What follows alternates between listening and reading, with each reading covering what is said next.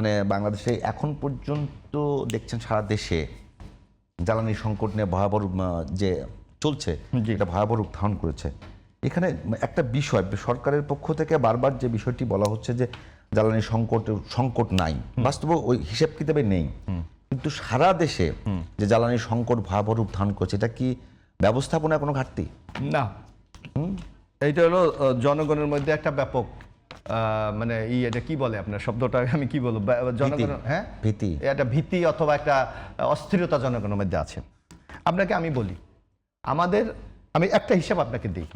আবার সংবিধানে গেলেন? না, সংবিধান এটা আমি হিসাব বলি, বিদ্যুতের বলি। বিদ্যুতের বলি। আপনি এই যে ট্রাস্ট আছে না, ট্রাস্ট ফিলিং স্টেশন, এখানে প্রতিদিন আপনার আগে লাগতো 16,050 লিটার অক্টেন লাগতো প্রতিদিন, আগে লাগতো।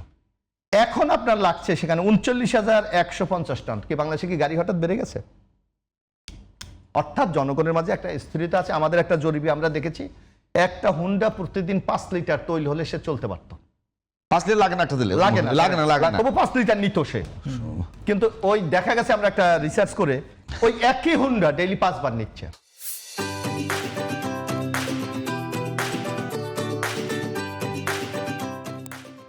তার মানে এটা ব্যবস্থাপনার প্রবলেম হচ্ছে না, ব্যবস্থাপনা আপনি তো এটা আইডেন্টিফাই করা যাচ্ছে না কোনটা আপনার এখান থেকে একটা নিল, আরেকটা থেকে আরেকটা নিল, আরেকটা নিল। এখন তো এটা একটা জরুরি একটা প্রবলেম হয়ে দেখা দিয়েছে। এটার জন্য তো সায়েন্টিফিক কোনো সিস্টেম আছে। গড়পড়তা একটা মোটরসাইকেল, গড়পড়তা একটা মোটরসাইকেল 50 কিলোমিটারের বেশি চলার কথা নয়, কিন্তু একটা মোটরসাইকেল 1 লিটার থেকে 2 লিটার এনাফ। হ্যাঁ, সে 5 বার নিয়েছে, এরকম রেকর্ডও আমাদের কাছে আছে। 5 বার নিয়ে সেই জায়গায় সরকার ব্যবস্থা নেবে না? সরকার নিচ্ছে, ধীরে ধীরে নিচ্ছে। এবং আপনি আজকে থেকে আমি জানি, আজকে ভোরও আমি কথা বলেছি, একটা পেট্রোল পাম্প আগে ডিপো থেকে যে পরিমাণ তৈল পেতেন তার প্রায় 1.5 গুণ তৈল প্রতিদিন দেওয়া হচ্ছে।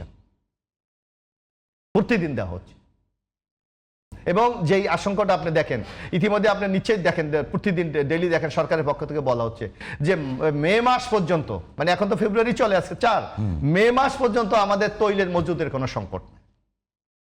এবং আরেকটা দেখা যাচ্ছে, কিন্তু মুশাররফ ভাই, মজুদের সংকট নাই সেটাও আমরা হিসেব জানি।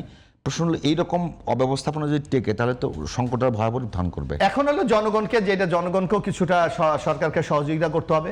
আপনার এখন যেটা লাগে না, আপনি যদি সেইটার জন্য যে লাইন দেন, এটাও তো প্রবলেম। যেমন আমি একটু বলি, আরেকটা প্রবলেম হয়েছে আমাদের, যদিও আমাদের সীমান্তে ইতিমধ্যে বিজেপি নিয়োগ করা হয়েছে, আমাদের চেয়ে অক্টেন ভারতে 23 টাকা তাদের দাম বেশি।